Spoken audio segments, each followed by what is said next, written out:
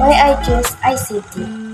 ICT is an information communication technology it offers fields of interest such as game design, management and security, mobile computing, and lifestyle, which align with our interests, and aspirations.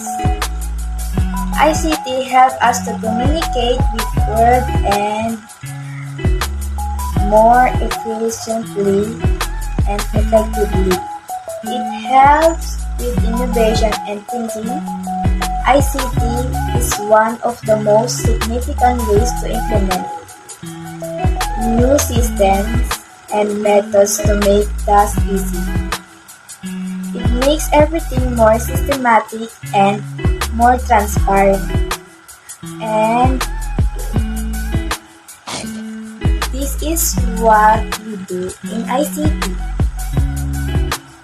We have here disassemble and assemble the computer and run and programming the computer, which is a format and install.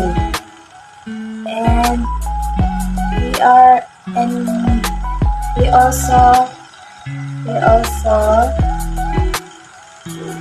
also do LAN cables like RJ45 and